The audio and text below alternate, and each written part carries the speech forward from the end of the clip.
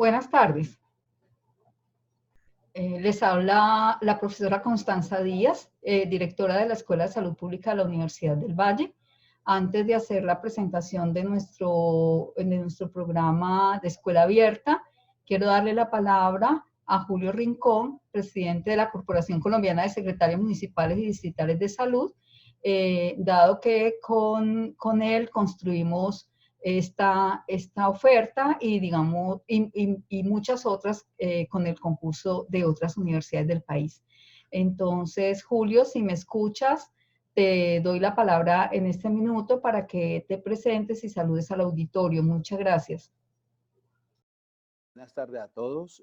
Es un gusto estar aquí con ustedes.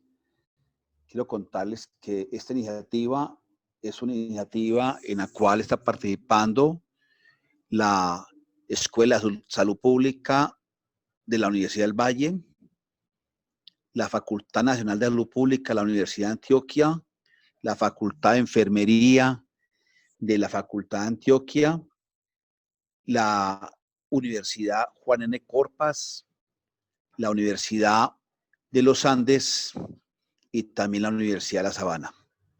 Esta iniciativa es un esfuerzo que hacen estas universidades para buscar apoyar a los municipios del país a una mejor gestión en salud pública. Hoy nos convoca el COVID, sin embargo, esta cátedra que hoy estamos iniciando con ustedes pretende volver una cátedra abierta y continua de salud pública territorial con objeto de acompañar a los municipios. La Corporación Colombiana de Secretarios de Salud Municipales, COSESAN, y la Federación Colombiana de Municipios les dan un cordial saludo. Esperamos que estos cursos, que hoy es la cátedra, pero también tenemos un curso de convocatoria para todo el país, para comunidades, para los clínicos, para los líderes locales y para los administradores de las empresas sociales del Estado. Lo que pretende es eso, crear capacidad de gestión territorial. Estamos convencidos de que la gobernanza de Colombia está en los municipios, que tenemos municipios fuertes, con capacidad de gestión, responsables y comprometidos. Con seguridad tendremos un mejor país. Y podremos lograr que cada día las medidas que tomen en el país contemplan diferencias de los territorios. Quiero recordarles que en Colombia somos 800 municipios de los 1.105 municipios que tienen menos de 25,000 habitantes. Y allí, en estos municipios, es en donde está el territorio, en donde tenemos la violencia, las dificultades del país. Entonces, a ustedes, los asistentes, bienvenidos. Espero poder contar con todos ustedes que nos ayuden a divulgar esta iniciativa y cada día fortalecerla, a tener mayor asistencia de los municipios, en especial los pequeños, que a veces tienen dificultades para participar y lograr esta capacitación. A la Universidad del Valle, a la Escuela de Salud Pública, en cabeza de la profesora Constanza Díaz, muchas gracias. Ustedes son una parte muy importante del país, en la academia hacia los municipios. Muchas gracias. Bienvenidos. Gracias, Julio. Entonces yo quisiera hablarles un poco, antes de empezar el desarrollo del tema de hoy, de la Escuela de Salud Pública, decirles que estas actividades que vamos a desarrollar consecutivamente en 4 semanas, en unas fechas que ya están definidas en la programación, que ahora le voy a pedir a Laura que la vaya proyectando, está construida con profesores vinculados a la Escuela de Salud Pública y a partir de las experiencias que estos profesores están teniendo apoyando la Secretaría de Salud Municipal de Santiago de Cali en el control del COVID-19. La escuela es una escuela de posgrado. Nosotros ofrecemos 4 maestrías en el campo de la salud pública. la maestría de epidemiología, la maestría de administración en salud, la maestría de salud ocupacional y la maestría de salud pública y una especialización en auditoría en salud. Y tenemos un fuerte desarrollo en la oficina de extensión con diplomados, cursos y proyectos de extensión, algunos solidarios y otros a través de contratos con las administraciones municipales o con agencias de cooperación internacional y nacional. Esta oferta que ustedes ahora ven en sus pantallas corresponde a el ciclo de conversatorios de escuela abierta, que para efectos de esta iniciativa que arrancamos con ustedes hoy, se conoce como Cátedra de Salud Pública Territorial y COVID-19.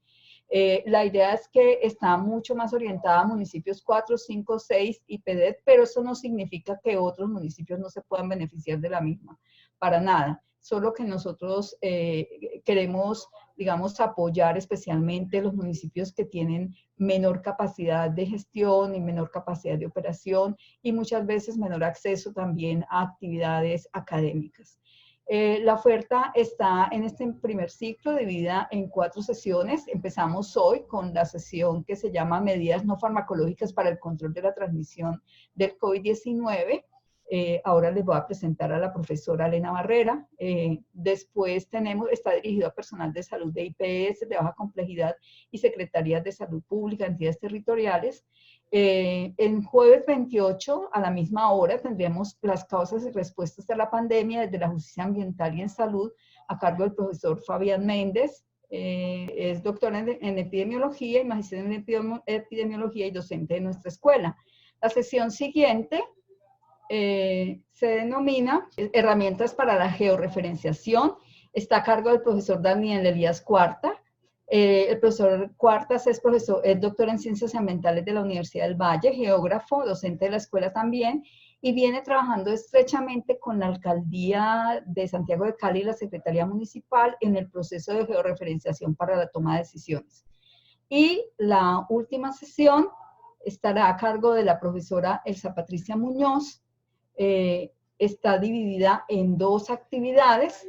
Se va a hacer en 2 actividades porque queremos que sea probablemente una actividad más práctica que se denomina Epidemiología y Servicios en tiempos de COVID-19. Estará a cargo la profesora Elsa Patricia Muñoz, también es magíster en epidemiología, con una especialización en gerencia de servicios de salud, es la directora del grupo de investigación de sistemas y servicios de salud de la escuela, y tiene una amplia experiencia en todo lo que son los temas de epidemiología y servicios. Con ella estaremos el jueves 11 y el jueves 18 trabajando en esos temas. Adicionalmente, la Universidad del Valle, a través de la Escuela de Medicina y a través de la Escuela de Bacteriología, están ofreciendo también en este mismo programa de COSESAN y de la Corporación Colombiana de Municipios, un curso sobre control de riesgos y manejo intrahospitalario de muestras para diagnóstico de COVID y otro diplomado sobre atención primaria hospitalaria en primer y segundo nivel de complejidad. COSESAN ya les hará llegar, no sé si ya se los hizo llegar y si no pronto les informará las fechas de estos cursos, la iniciación y los procesos para inscripción. Entonces, a continuación voy a hacer la presentación de la profesora Elena para que podamos iniciar la actividad del día de hoy. Como les decía al comienzo, teníamos hasta las 3:30 de la tarde 46 municipios inscritos. En este momento hay 27 participantes en la reunión, seguramente van a ir entrando otras personas. Bueno, la profesora Elena va a trabajar el tema medidas no farmacológicas para el control de la transmisión del COVID-19.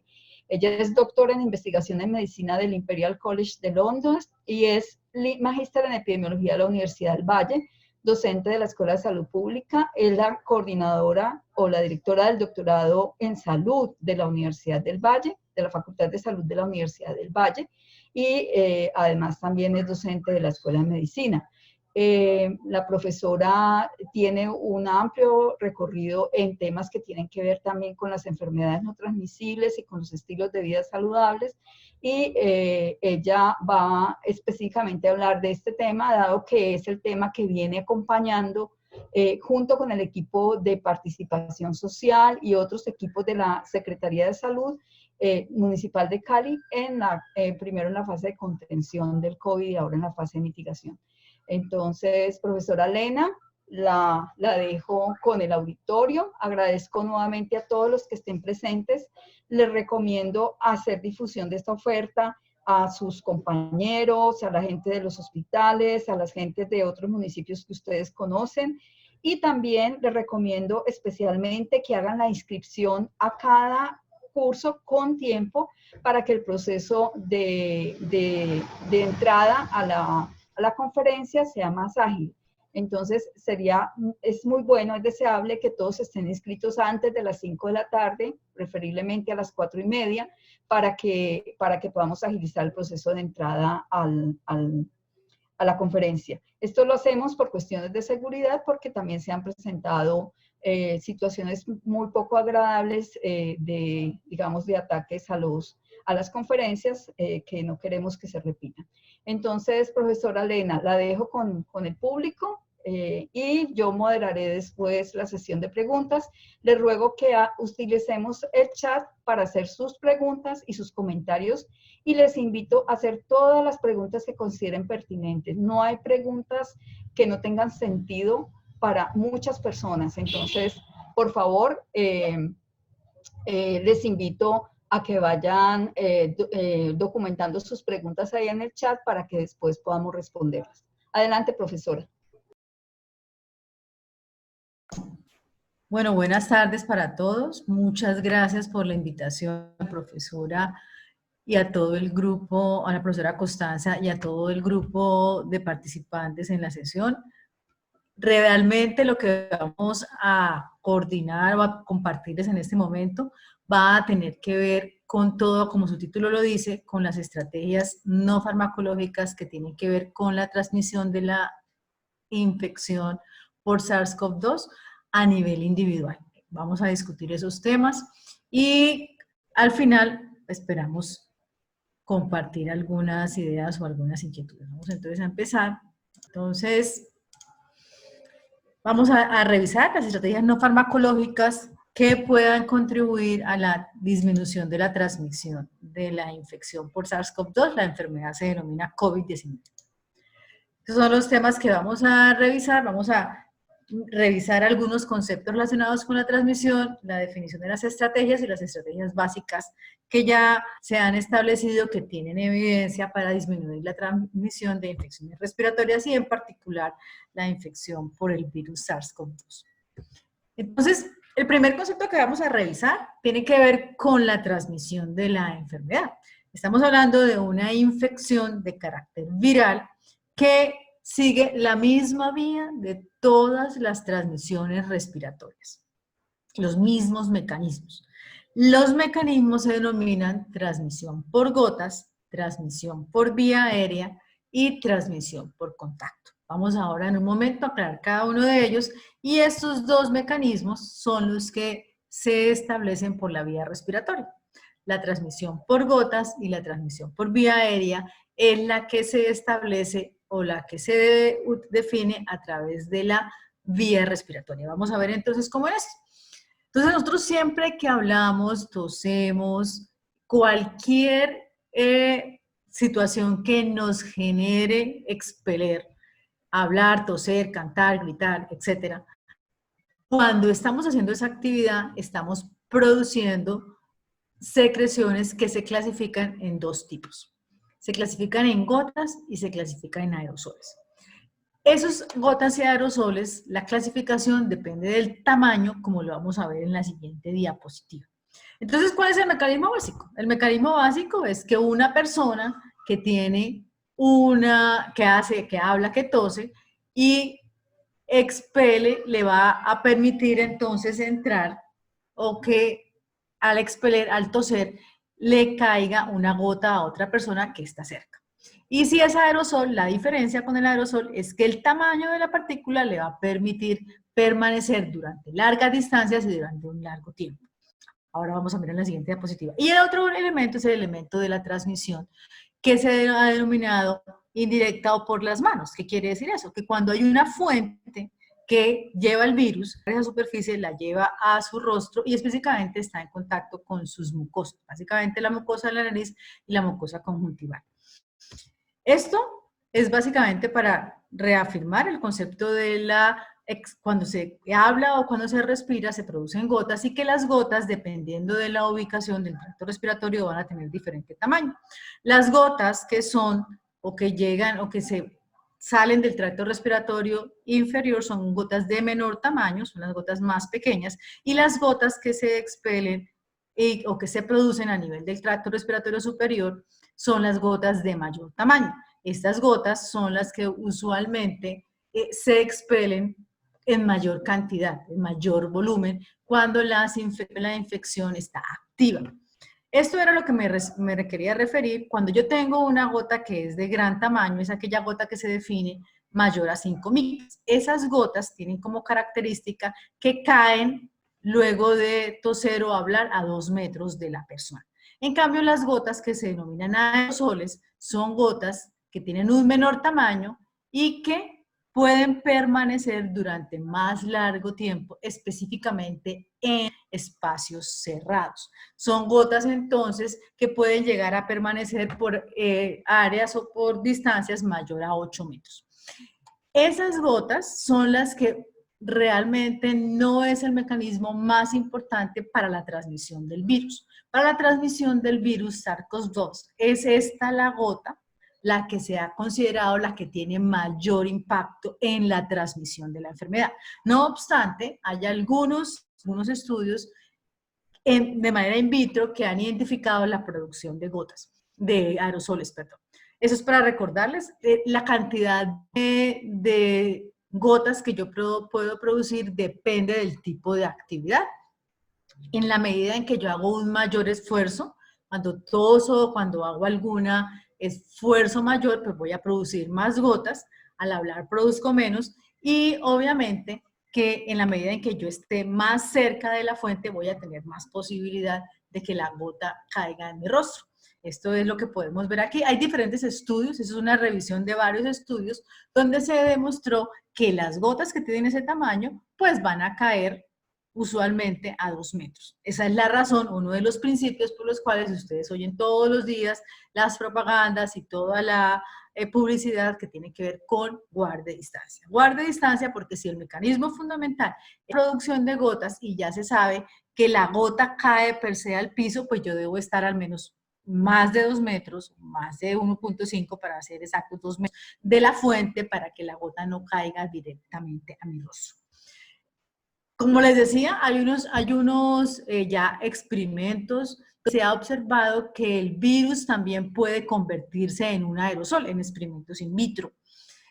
Y también en algunos modelos nuevos se ha documentado que lo que se creía antes de que la gota era solamente gota y que algunas enfermedades se transmitían por gotas y otras por aerosoles, parece que no es así, sino que cuando uno habla o expele, ese tamaño, la gota se puede partir y convertirse en aerosol. No obstante, para el virus SARS-CoV-2 sigue siendo el mecanismo de transmisión la gota y por eso es que nosotros usamos la estrategia de la distancia como una de las medidas para disminuir la transmisión. La situación que pasa al interior de los hospitales con este mecanismo es que cuando usted va a intubar a alguien o cuando usted va a hacer cierto tipo de procedimientos, se pueden producir aerosoles. Cuando se hacen nebulizaciones o otro tipo de procedimientos, se pueden producir aerosoles y por tanto, se puede entonces allí generar el mecanismo de transmisión por aerosoles, pero en otro contexto. El otro elemento que tiene que ver entonces es el tipo de producción, la forma como yo hablo y la forma como yo estoy parado frente a una persona. Entonces, si yo estoy a una distancia cercana, menos a 2 metros, y estoy parado cara a cara, como usted puede observar, aquí hay más alta transmisión. Si yo estoy de cara y espalda, aquí tengo menos posibilidad de transmisión. Desde aquí de la izquierda mía a la derecha siguiente, pues vemos cómo disminuye la posibilidad de que a mí me caiga una gota. Entonces, si yo estoy cara a cara es la más alta, si la persona está sentada es la fuente y la que está de pie es el receptor, pues hay menos transmisión. Y si es la una está de un lado y la otra está de medio lado menos, y si la una está de frente y la otra está de espalda, hay menos posibilidad de transmisión. Igualmente las condiciones ambientales. El punto aquí, sobre todo de la transmisión, está en sitios cerrados. En sitios donde circula el ambiente, como en el aire libre, pues el aire está todo el tiempo llevando la gota. El punto más delicado se evidencia es en los espacios cerrados, donde están conviviendo personas en el ambiente hospitalario, colegios, oficinas, etc. En esos espacios donde no hay recambio de aire, donde el aire depende es de una circulación interna y cuyo tiempo de recambio va a ser muy alto porque es la ventana, es donde se genera una mayor posibilidad de transmisión. En los modelos experimentales, que es lo que está mostrado aquí en la diapositiva, cuando estamos viendo acá, cuando usted está simplemente dos personas frente a frente, usted observa cómo entonces el flujo de aire se va a generar, pero cuando usted está aquí viendo el maniquí verdecito, cuando el aire está siendo regido por algún aparato que ya se existen en todos lados, aparatos de recambio, pues el aire, la forma como al yo hablar, lo que espero va a caer al piso. Entonces, esos son sistemas que se generan. En los hospitalarios hay sistemas de recambio de aire precisamente para garantizar en ciertos escenarios que el aire sea cambiado constantemente. Entonces, ese es el otro elemento que va a ayudar a la transmisión y es, si estoy en un espacio cerrado, cuánto tiempo va a permanecer el mismo aire circulando. También la humedad relativa, la temperatura. Yo aquí le tengo un dato y es que estos modelos donde les he mostrado que se producen aerosoles son modelos experimentales en donde se ha identificado pues estas condiciones con las cuales se ha hecho el experimento. Para SARS-CoV-2, 61% de humedad relativa con esa temperatura, es en estas condiciones donde se ha identificado la presencia de aerosoles. Bueno, esto era para recordarles pues el otro componente de los fomites que ya vimos. Y aquí simplemente para hacer un resumen de los mecanismos de transmisión. Entonces tenemos el mecanismo de gotas, el mecanismo de aerosoles, el mecanismo de contacto directo, que es si yo cuando toso y el germen me cae a mi mano, para yo pasárselo a la otra persona, tiene la otra persona que tocarme la mano y tocar su mucosa. Eso quiero que quede muy claro, porque el virus entra es o por la mucosa nasal o por la mucosa conjuntival, la de los ojos. Eso es el mecanismo, o sea, es mi mano, si yo soy la fuente, es mi mano que se la paso a otra persona y esa otra persona lleva su mano a la cara. Ese es el punto. Y aquí es para recordar el mecanismo de tocar una superficie que esté contaminada. Bueno, esto es algo que lo voy a mostrar aquí un poco más gráfico, que es lo que ustedes seguramente han oído, porque son los experimentos que se han hecho, y que tienen que ver con la permanencia de este virus, el virus SARS-CoV-2, en las superficies.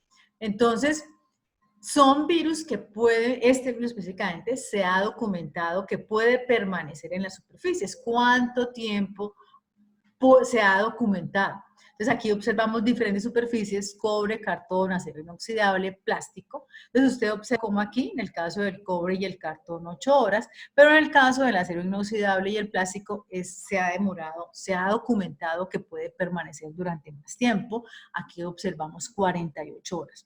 Esa es la razón, otro de los fundamentos por los cuales ustedes han escuchado limpiar superficies, hacer diferentes tipos de higiene para eliminar la presencia del virus. Porque si yo voy a tocar una superficie que esté contaminada, me contamino la mano y la llevo a la cara y entonces tengo allí la posibilidad de contagiar.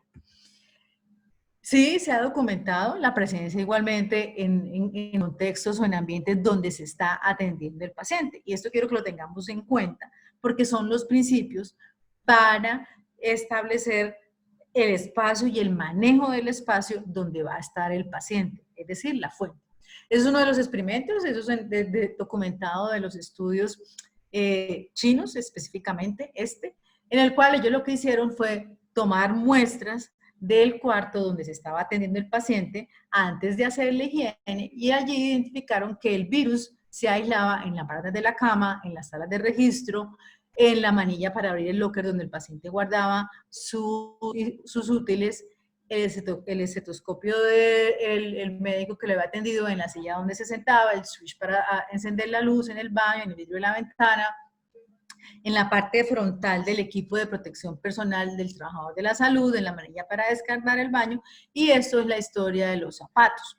Ese es un elemento que no es que se haya documentado claramente como fomite por el sitio donde uno lo lleva, o sea, ese es bien abajo, solo que frente a la identificación de su presencia, porque el zapato es lo único que la persona en ese momento no llevaba cubierto, porque el equipo personal no le cubría, pues se le aisló. Esa es la razón. No porque se haya identificado claramente que ese sea uno de los vehículos más importantes, porque es otro de los fómites en los cuales se ha aislado el virus. Bueno, muy bien. Entonces, teniendo en cuenta esos principios, esos mecanismos de transmisión, con base en eso es que se establecen las intervenciones para limitar la transmisión de una persona a otra. Eso es lo que se denomina y es lo que vamos a mirar como intervenciones no farmacológicas, y es ¿qué hago yo para que, estando una persona con una infección, impedir que otra persona se vaya a infectar? Entonces, o que el virus se vaya a diseminar. Entonces tenemos los elementos básicos que son el aislamiento de la fuente, el distanciamiento, la higiene de manos y la higiene de tos. Son los elementos básicos. Vamos a revisar en qué consiste cada uno de ellos. Entonces, el primer elemento es el aislamiento de la fuente. Entonces, eso es la estrategia básica universal. Si yo tengo una persona que tenga una infección, el primer elemento es impedir que esté en contacto con otra persona. Y específicamente, si infecciones como esta infección que estamos viendo, que se transmite cuando yo hablo, cuando yo toso, cuando canto, cuando mi vía respiratoria está activa. Entonces, el primer elemento que tenemos que tener en cuenta es que esas personas con esas infecciones deben estar aisladas y evitando el mínimo número de contactos con otra persona posible. Ese es el primer elemento. Esa persona que va a tener el contacto y que va a estar en una condición de recuperación o de llevar la enfermedad, pues además debe mantener un distanciamiento físico de otra persona. Entonces no solamente va a estar aislada porque no va a salir, sino que su relación con los otros va a tener que estar mediada por el distanciamiento físico. ¿Cuál es el distanciamiento físico que ya vimos? Pues los 2 metros.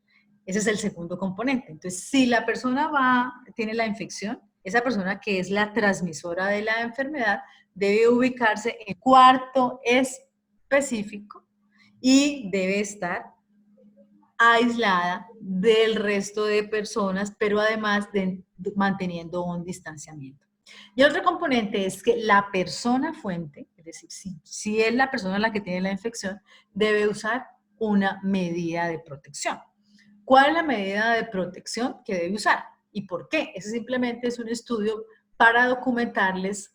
Este es otro de los coronavirus cuya brote se evidenció hace ya más o menos unos 6, 7 años. Y solamente para recordarles que un solo caso, en este caso, nos generó 12 casos de transmisiones secundarias a nivel comunitario en su residencia. El punto aquí que queremos, digamos, mostrar cuando traíamos este estudio es que de esa condición del aislamiento de la persona depende de que la transmisión o los casos secundarios no se generen. Eso está documentado. Y entonces el punto aquí fundamental es que la fuente debe estar cubierta, sí.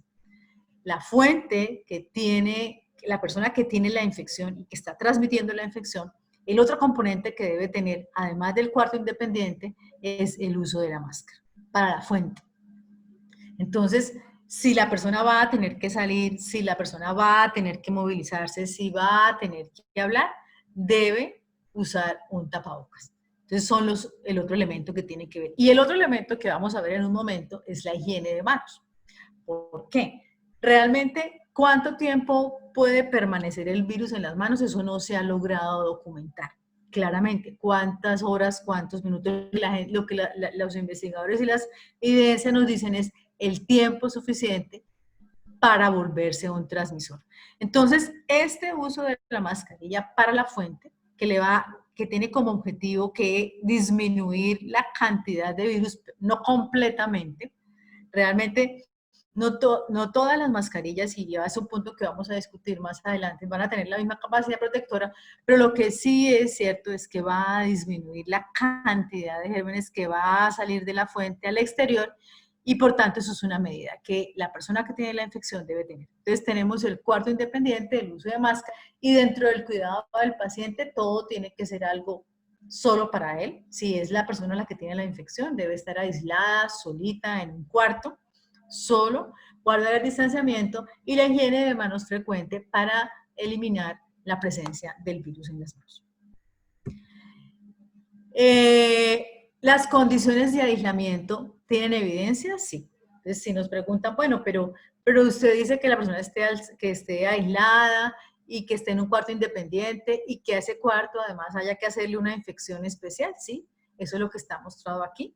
Y lo que estamos mostrando aquí es qué condiciones de higiene requiere ese cuarto. Requiere por lo menos, donde esté el paciente, al menos 3 veces al día, limpieza con un desinfectante tradicional, hipoclorito, como ustedes seguramente han oído, y eso tiene un impacto en la transmisión. ¿Por qué? Porque usted sabe que el sitio que está rodeando el paciente va a estar contaminado. Entonces, el sitio donde esté el paciente debe tener una limpieza frecuente. ¿Cuánto es frecuente?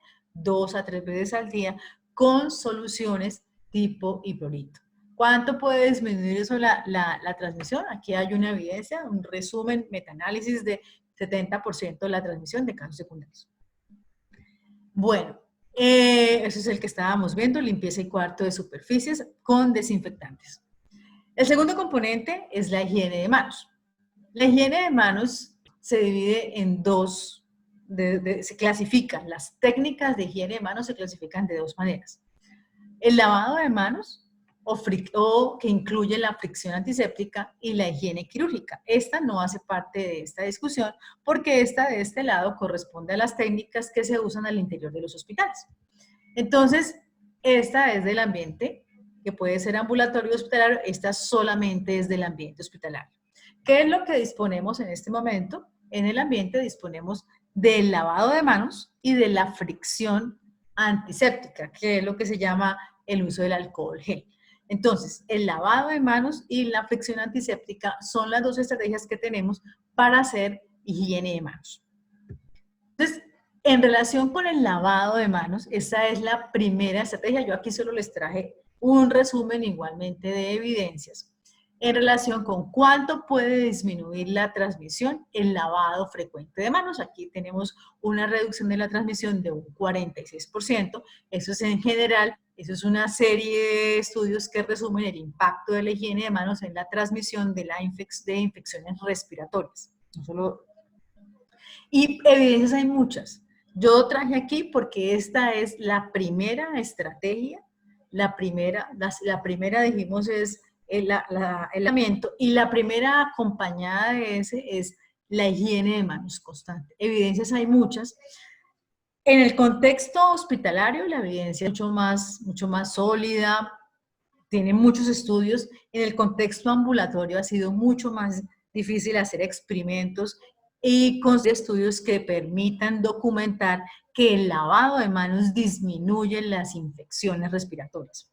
No obstante, se ha logrado solidificar. ¿Qué es lo que debe acompañar la higiene de manos? Pues la suplencia de los implementos que yo necesito, el agua y el jabón, y estrategia educativa.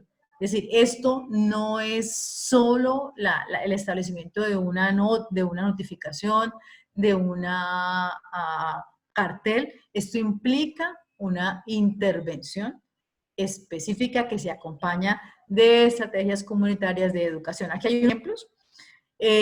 Los estudios comunitarios son estudios que se han desarrollado sobre todo en ambientes escolares, donde se ha demostrado no solamente además la disminución de las infecciones respiratorias, sino las infecciones del tracto digestivo, es decir, las diarreas.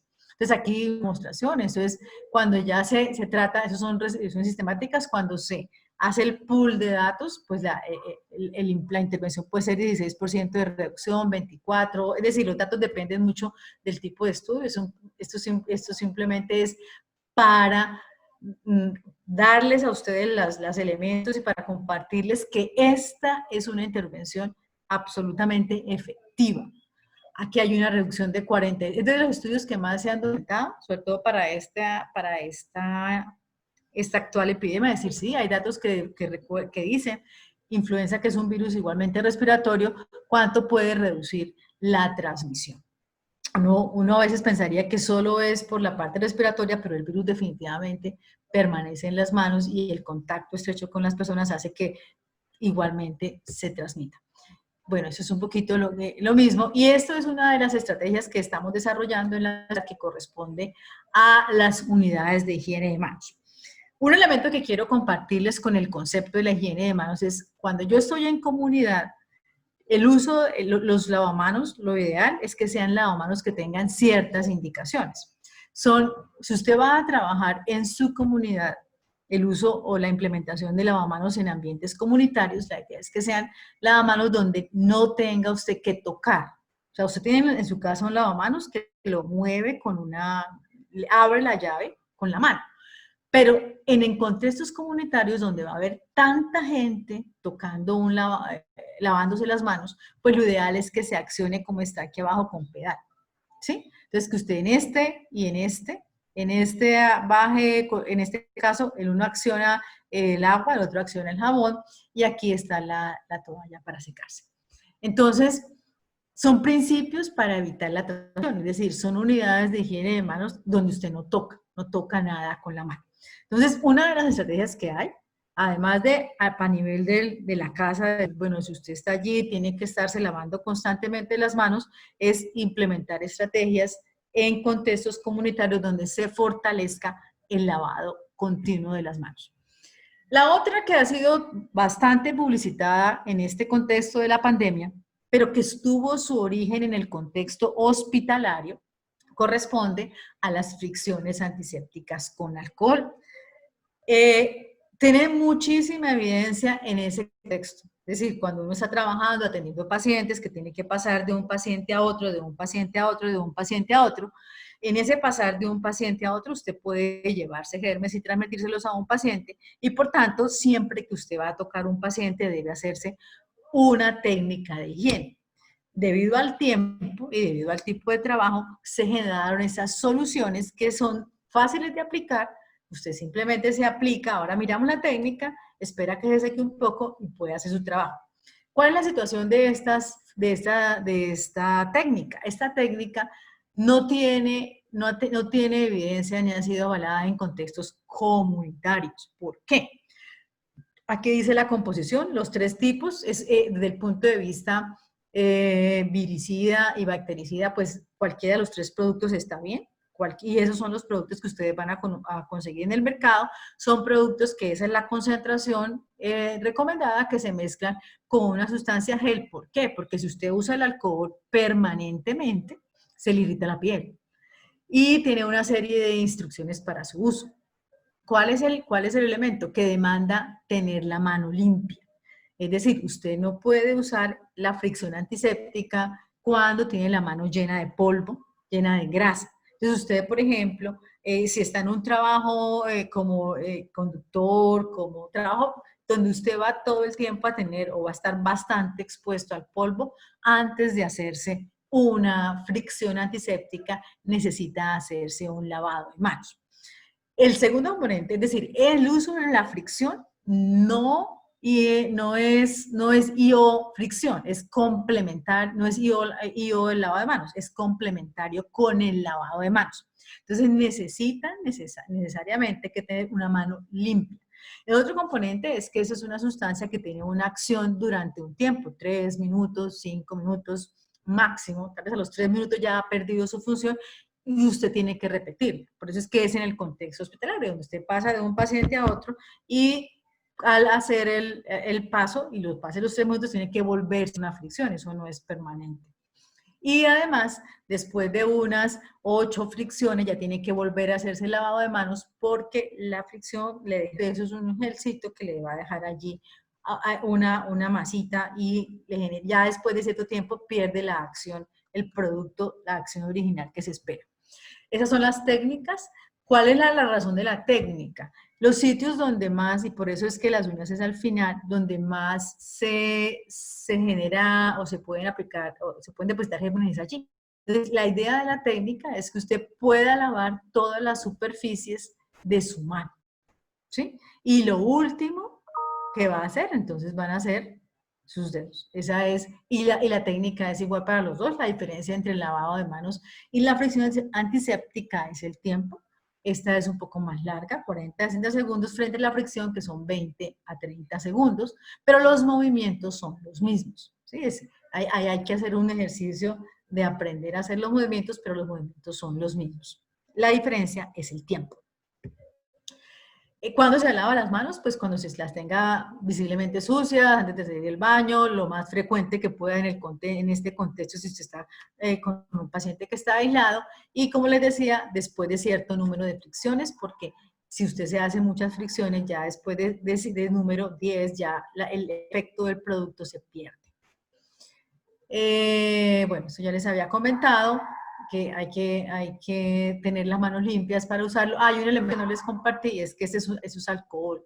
Entonces, si usted va a tener depósitos de estos alcoholes geles, tiene que tener cuidado porque se puede quemar. Y además, si usted se aplica y inmediatamente fuma, ojalá nadie fume, pero llegase a fumar, se puede quemar, porque es un producto inflamable. Entonces, eso es una recomendación. Bueno, el otro elemento, ya creo que se ha solidificado un poco, que lo traje porque no está indicado regularmente para la prevención a nivel comunitario, es el uso de los guantes de manera permanente.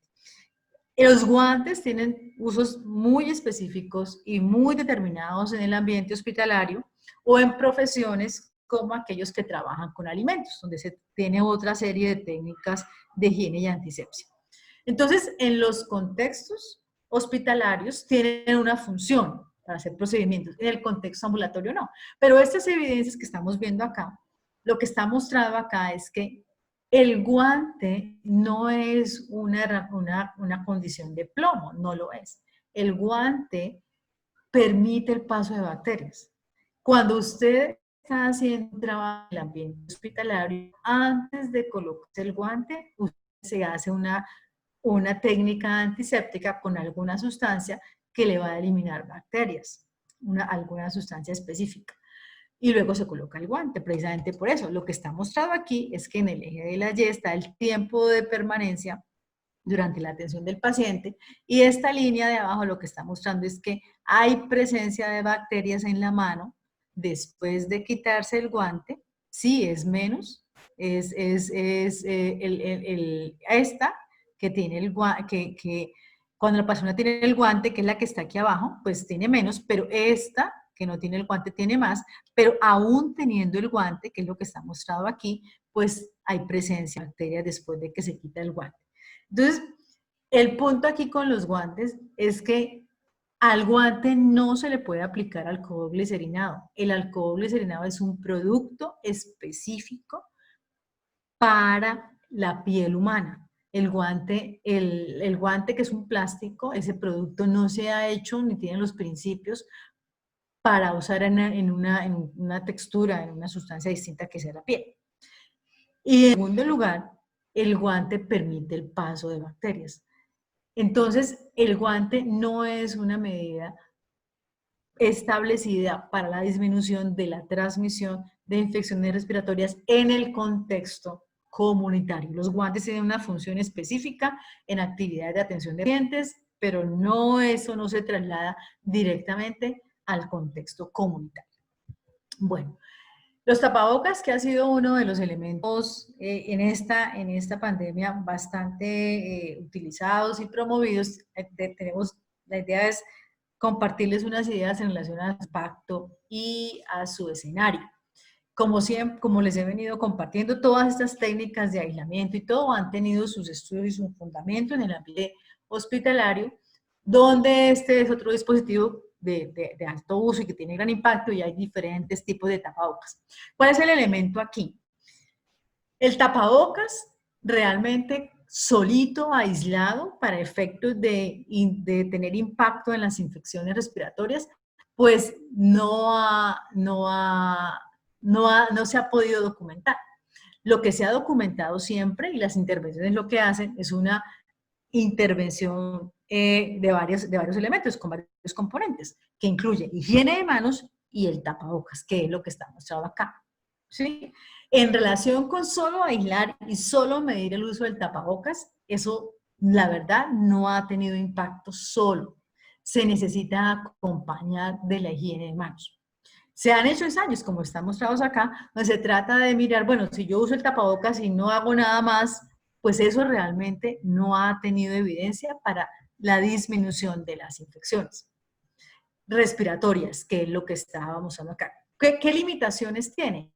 ¿Qué es lo que pasa con los tapabocas? ¿Qué es lo que sucede? Y este es uno de los estudios que se documentaron cuando se presentó la pandemia por influenza, hace ya una década, y es lo siguiente. Cuando se comparan los materiales diferentes a los materiales hospitalarios, que es lo que está mostrado aquí en la diapositiva, entonces, claro, que esos son experimentos que se han hecho en cámaras cerradas para mirar cuando yo hablo, cuando yo toso y no tengo nada, tengo tapabocas de diferentes materiales, diferentes al material hospitalario que tiene el doble filtro y que tiene todas las condiciones establecidas y que está bien puesto además. Entonces, lo que está mirado aquí es cuántas unidades formadoras de colonia se han producido y de qué tamaño es la partícula que pasa. Entonces, claro, si usted va a mirar y va a comparar, nos interesan las partículas, sobre todo partículas que sean pequeñas. Usted observa aquí cómo, que es lo que está aquí, la línea de abajo, cómo prácticamente las máscaras, que son diferentes a las máscaras tradicionales, pues dejan pasar casi el doble de las partículas, las pequeñas, que son las que nos interesan, o por lo menos de ese tamaño hacia abajo. Cuando vamos a mirar aquí, un poco lo mismo, entonces, porque ese tal vez es de los experimentos más utilizados en este momento por el tipo de examen que se hizo de los materiales. Cuando usted va a mirar acá, entonces si compara, ¿sí? Si usted hace máscaras comparado con no máscaras, pues siempre va a tener paso de gérmenes o de partículas de bacterias. Esto es máscaras hechas en la casa, esto es no tener máscaras, porque entonces le colocan un plato, unas caldos de cultivo para cuando la persona estaba parada, sí le caía y efectivamente le cae, y por supuesto que cuando tiene la máscara quirúrgica pues es menor o casi nada en las, y hay, por supuesto, con la no máscara pues hay más bacterias en el aire. Entonces esto es para mostrarles que en general no se sabe exactamente, porque de esto no se tiene evidencia, es decir, de todas estas máscaras de diferentes telas, materiales y colores, no hay estudios que lo documenten. Pero lo que sí se ha documentado es que material diferente a estos materiales estándar tienen una menor eficacia en atrapar las partículas. ¿Cuál es el punto? El punto es que cuando ya se traslada a eso, y es una de las razones por las cuales la máscara pierde su utilidad, pues primero porque el material no es el mismo, y en segundo lugar es que necesariamente tiene que estar bien puesto. Y es lo que pasa cuando ya se presenta en la vida diaria el uso de la máscara, tiene diferentes usos y entonces pierde aún más la efectividad. Lo que necesitamos es que tape absolutamente toda la vía aérea, que quede bien fija, que cubra la nariz, que tenga un doble filtro y que además tenga un recambio permanente. ¿Qué es permanente? Las máscaras tienen más o menos una vida de uso de 6 horas, las quirúrgicas. ¿Por qué? Porque la máscara, cuando uno está hablando, se va humedeciendo y ese filtro va perdiendo su composición. ese filtro tiene una composición de pH y una imagen unas características pues que se van a perder con el tiempo.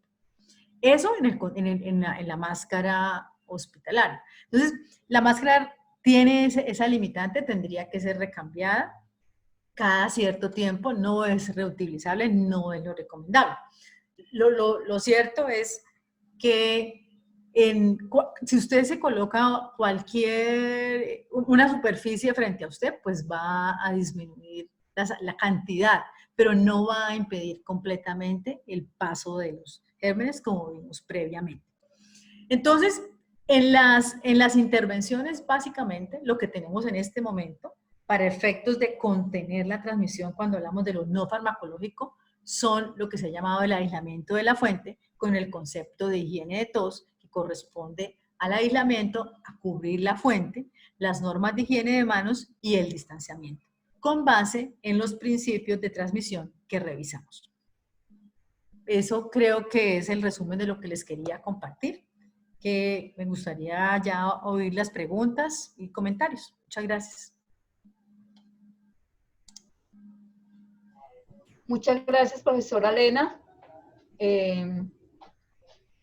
Como siempre, muy sencilla y práctica sus exposiciones.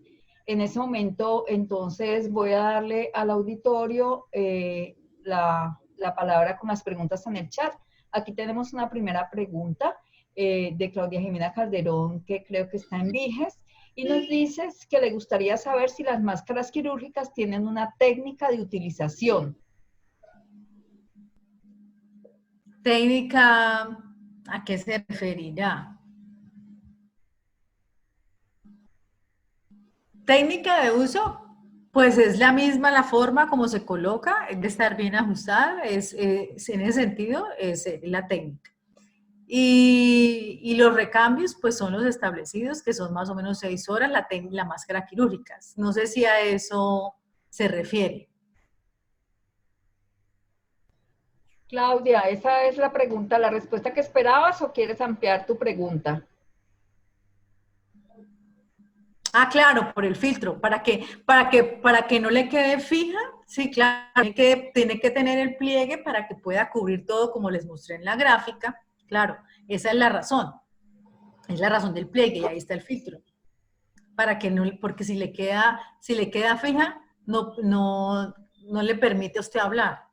Entonces la idea es que el pliegue es eso, para que usted pueda tener totalmente cubierto. Uh-huh.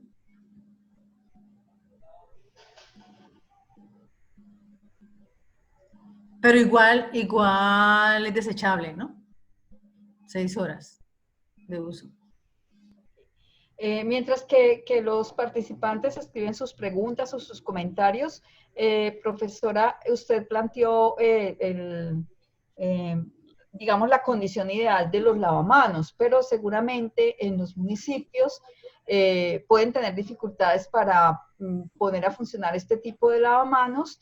Entonces, ¿qué se hace allí? ¿Cuál es la recomendación para el lavado de manos en el caso de tener lavamanos convencionales que no pueden ser accionados con pedal? Lo que en el contexto ambulatorio, lo que sucede, lo que le demanda es hacerle higiene y limpieza al lavamanos. Es eso. Tiene que hacer técnicas de higiene en los lavamanos con frecuencia, es la razón. Como estamos hablando de estas unidades para tipos galerías, donde hay un alto uso para ese tipo de ambientes. Ok, aquí nos preguntan también que las mascarillas N95, ¿cuánto tiempo de uso pueden tener? ¿Cuáles mascarillas?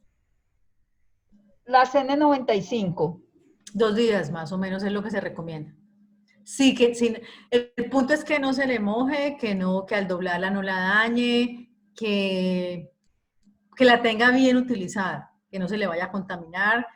Bajo esas condiciones, esa es más o menos lo que se espera que pueda ser utilizada. Tenemos otra pregunta que dice que se están vendiendo muchas máscaras lavables.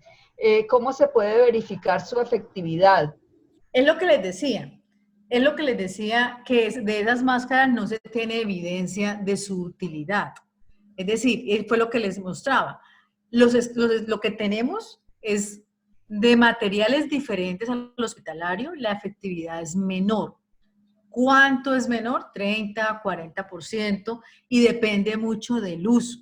Entonces, ese es un elemento que yo quiero que nos quede un poco en la cabeza, que los dos elementos fundamentales es mantener la distancia, la higiene de manos, y en este momento no salir si no es necesario, porque no hay digamos, estrategia física de máscara que sea mejor que el distanciamiento. Es allá donde yo quiero llegar. Sí, porque con el uso de la máscara se tiene la idea de que yo puedo estar cerca. Y ese es un elemento que no se puede, que es un poquito contradictorio, porque el elemento fundamental es mantener la distancia. Y las máscaras como tal, diferentes a las máscaras con dispositivos específicos, no tienen igual efectividad. Y no hay estudios que digan que tengamos hoy en día disponibles que comparen máscaras de tela con las otras. Y como les compartía, y por eso un poco les compartía las evidencias, usted tiene que acompañar esto de lavado de manos. Hay dos preguntas más sobre la N95. Una primera que cómo se pueden esterilizar para reuso, y una segunda que dice si se pueden lavar con alcohol. No, el punto es porque esos tienen unos filtros específicos, no son reutilizables. No son reutilizables, no se pueden lavar con alcohol. No.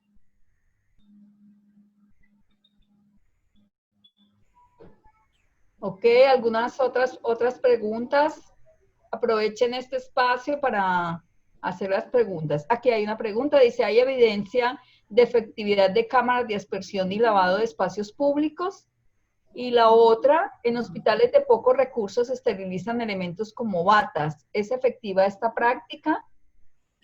Dos elementos allí. No, de las cámaras de aspersión no hay evidencia, y del punto de vista de la ropa, lo que se recomienda es que usted tenga una ropa para estar al interior del hospital y otra ropa para salir. No mezclar las ropas. Y cuando llegue allá, a su casa, lo primero que tiene que hacer al entrar a la casa es cambiarse de ropa y hacerse lavado de manos. Ese es el primer elemento. El tipo de ropa, yo no sé a qué bata se referirá. Si esa bata quirúrgica, eso ya tiene unos procesos distintos y de esterilización. No tiene, digamos, no habría dificultad. No sé a qué tipo de ropa, porque sí se puede, sí se puede reutilizar. Igual también hay batas desechables, pero no, en ese sentido no hay dificultades. Pero no sé si será a esa a la que se refiere.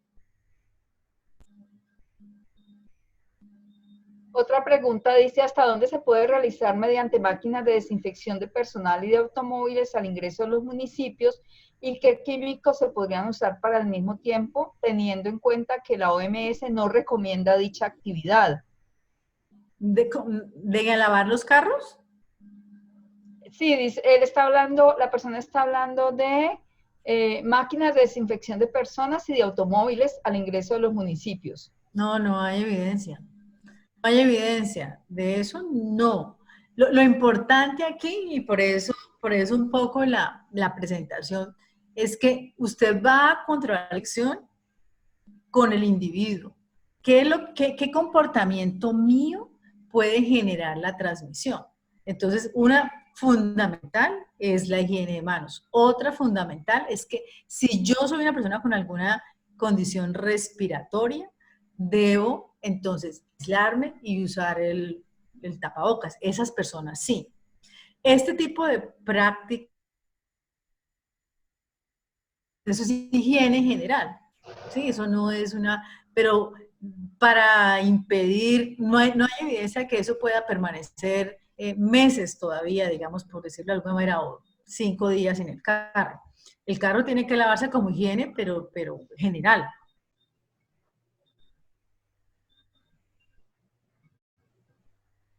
¿Qué otra pregunta?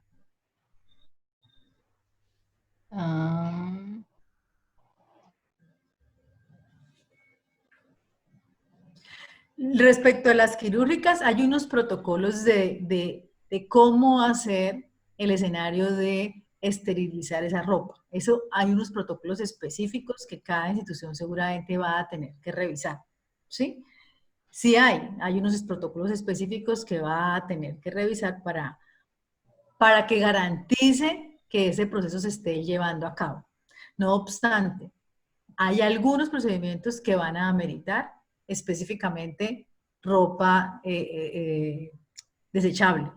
Como esta charla no está pensada para el escenario hospitalario, por eso no hablamos de eso. Estamos tratando de mirar la infección antes de que llegue al hospital. Pero sí hay escenarios donde usted tiene que usar necesariamente ropa desechable y va a tener que mirar cuál es el tipo de procedimientos. El uso de alcohol. Ok, sí. El uso de alcohol, eso no efectivo. ¿De qué estamos hablando exactamente? ¿De alcohol glicerinado?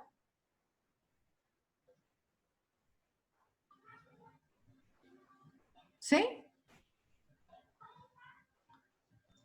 Fernanda, ¿hablas de alcohol glicerinado? De alcohol líquido, dice. Bueno, el alcohol al 70 tiene otra función. O sea, si es el alcohol, yo les decía, cuando usted tiene el paciente, la persona que está aislada, tiene que limpiar la superficie alrededor. El alcohol al 70 sí tiene ese uso y tiene esa posibilidad para limpiar superficies. Esa es una utilidad, sí. Alcohol al 70 simple. Alcohol glicerinado es para las manos. Claro que tiene actividad virucida, documentada. Entonces la respuesta es sí, es efectivo. Claro que sí. Lo que yo les decía del alcohol es que tiene que identificar el momento de uso. O sea, si usted está en una actividad que ensucia la mano, no la tiene con grasa, la tiene con polvo, tiene que lavarse primero las manos. Si estamos hablando de eso.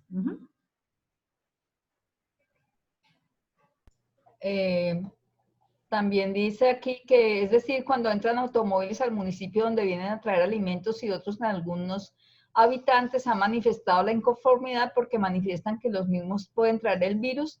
¿Hasta dónde podría suceder esto?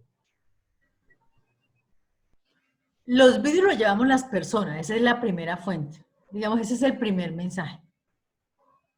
El primer portador somos los seres humanos. Ese es el primero. Lo primero que hay que tener es que por eso es la razón del distanciamiento y el aislamiento.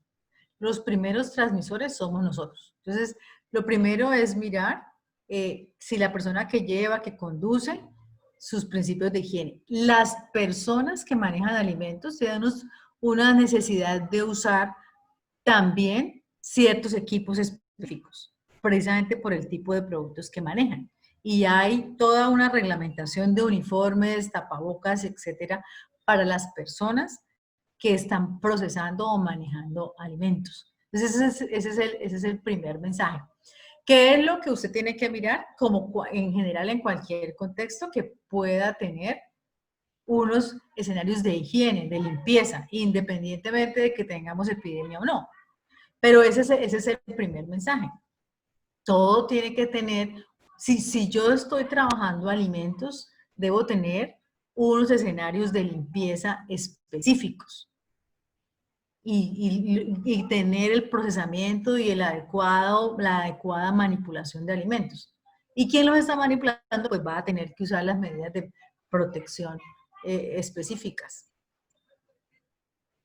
Hay otra pregunta que dice si los tapabocas pueden producir alguna enfermedad respiratoria o en los oídos por ser usados durante mucho tiempo.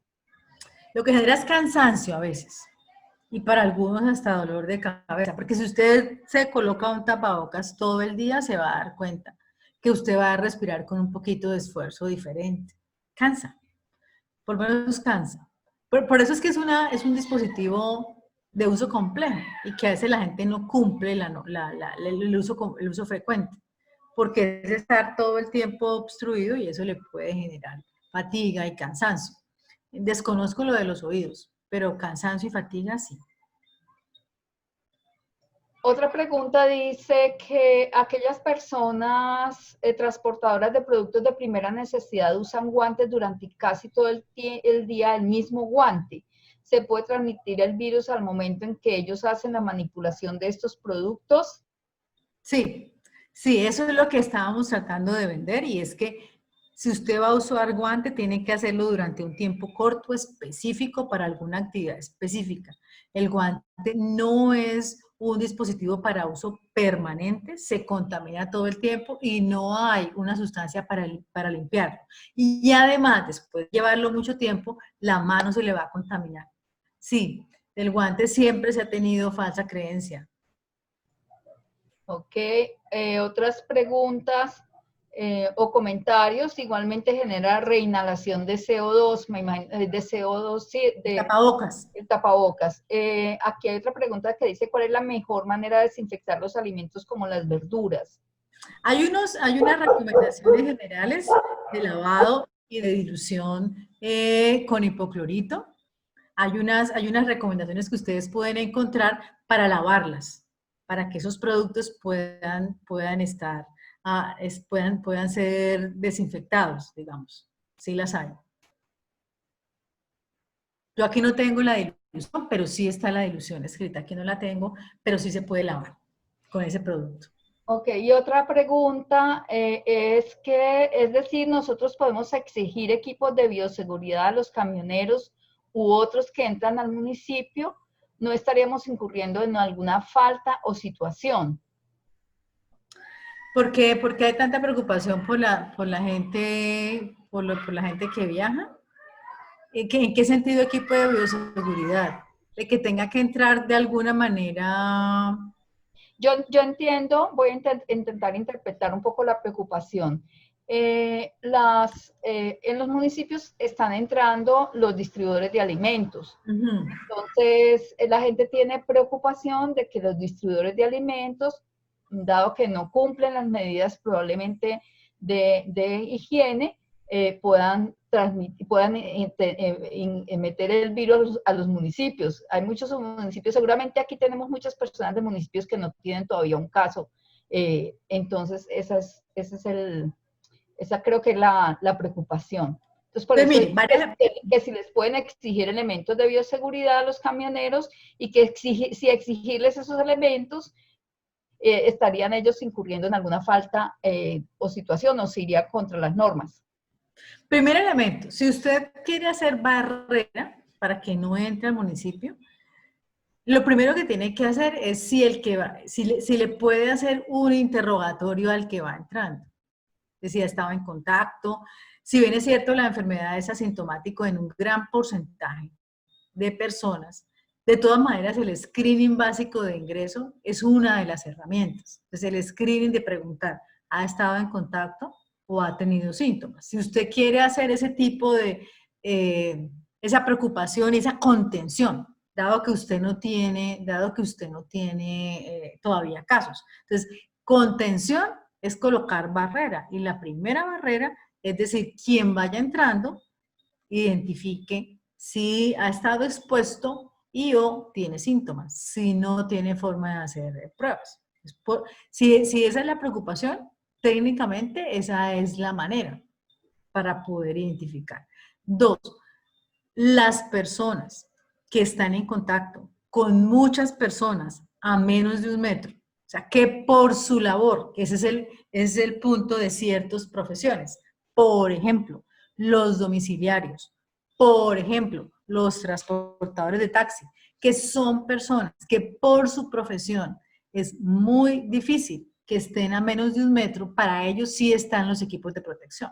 Sí, tal vez allí sí quiero que hagamos claridad.